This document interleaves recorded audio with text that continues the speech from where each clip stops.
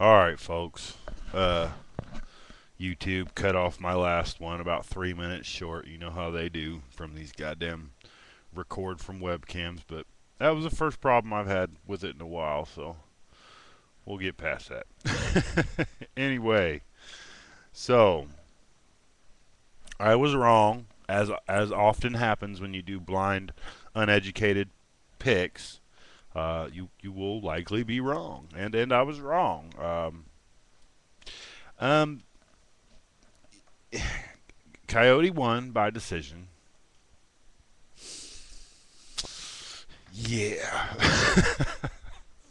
Okay, I gotta get this off my chest. I don't want to sound like a hater, and I don't want to come across as a guy who's mad because he got a pick wrong. I'm not upset that Coyote won. I'm not. He deserved the win,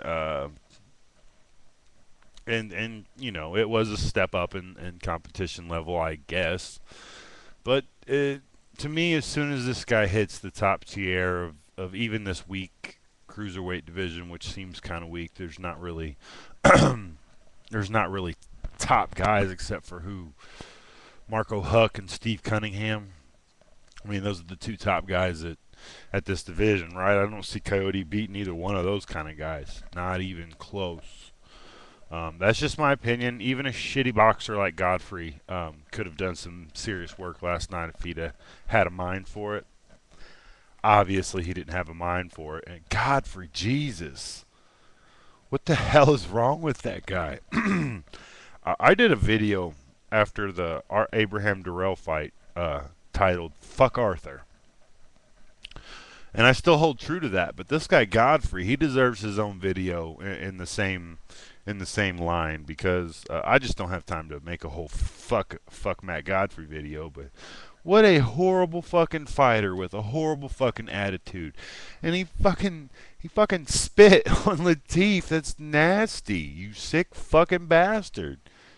Dirty prick.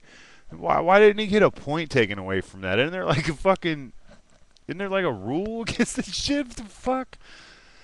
Godfrey just made it a dirty, nasty fight, and in all seriousness, Coyote could have got a TKO at least 3 different times in that fight when he had Godfrey against the ropes and was just pounding away, and the ref wouldn't stop it. I don't fucking know why. Godfrey was hardly firing back. In my opinion, this should have been a TKO win for Latif, but he got the decision. Godfrey survived, and I think Odin422 called it when I made my post fight. Told me Matt Godfrey was pure crap. He is. Oh man, I don't really like talking shit about boxers, but when a guy acts like that during a fight, I have no qualms with letting a lot of criticism go his way. What a shitty fucking boxer. Holy shit. Holy shit. That's no way to conduct. That's not the way a fighter conducts himself. I'm sorry. Piss on Matt Godfrey. I don't give a fuck. Fuck him. That was bullshit. Oh, he was a horrible fucking fighter. And I know, everybody, you're just taking away from Latif's win with that. Come on, watch the goddamn fight, man. Not everything is just about taking shit away from people.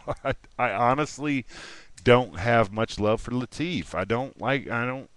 Freddie Roach in his corner notwithstanding, the guy just. You guys should have seen his last fight. I know, I was like, oh, I can't remember, blah, blah, blah. But the first thought I had was he got a gift, and he did. He did get a gift. I remember it. I remember it now that they started talking about it. And Uzi or whatever his name was, and Tarver even had him winning instead of Latif. He got a gift decision. I had gone into a rant saying, I don't know, maybe it was he was getting his ass outboxed and then got the KO. No, he got a gift decision. And then he comes up against this, which is considered a step up in competition level, but Godfrey didn't really look like a step up in competition level. I think a lot of people, including myself, were thinking Godfrey was going to box a little bit more and move a little bit more, but no, no. He moved a little bit, and then even when he made Coyote miss, which was a lot, he didn't do anything behind it. He didn't make him pay for his mistakes or nothing. Godfrey could have won that fight if he wasn't such a shit attitude piece of shit fighter. Okay, all right. I'll get off of this fight. I can't even discuss it any further without getting angry at that prick. Oh my god, that guy was. I don't know. That kind of shit drives me nuts. Spit on him, you automatically lose my respect. Fuck him. Fuck him. Anyway, Yeah, Havanesian showed some promise last night. I think he was the underdog coming into this fight, or was he? I don't know. I uh, I don't think I did a pick for that fight for the fantasy boxing, so good thing for me because I didn't really know either fighter. But Marquez, the kid, for what it's worth, he does act like a fighter. He was getting hit and wanted to fire back. But Havanesian, the thing that stood out for me for Havanesian was that outstanding timing. Havanesian had some impeccable ass timing. And even if he doesn't hit hard or he's not fast, he made those shots land clean early. He hurt Marquez early and then just brought the fight. I mean, he didn't bring the fight, but whenever Marquez would come in to range, Havanesian was popping his ass, making him pay for every mistake, and then finally knocked him out cold.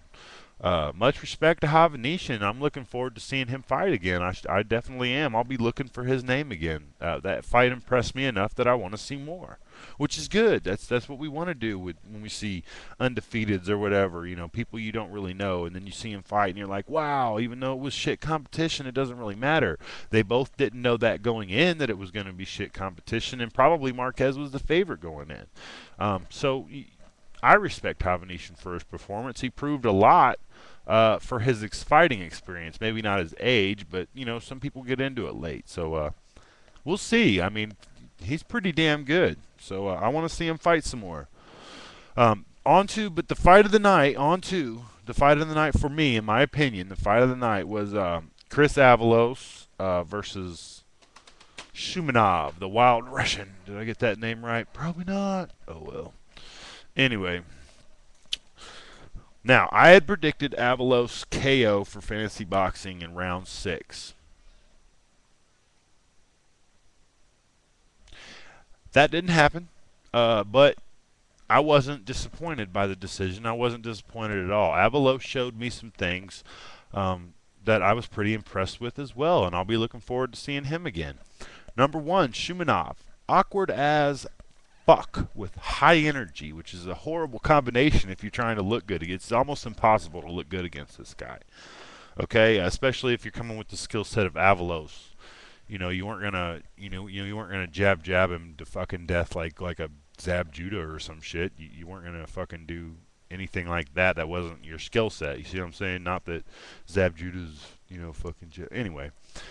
You're not going to do that. That's not your skill set. Avalos came in. It was going to be near impossible for Avalos to look good against Shumanov, and I realized that after about 4 or 5 rounds. I was like, he's not going to knock this guy out unless he starts standing in front of him.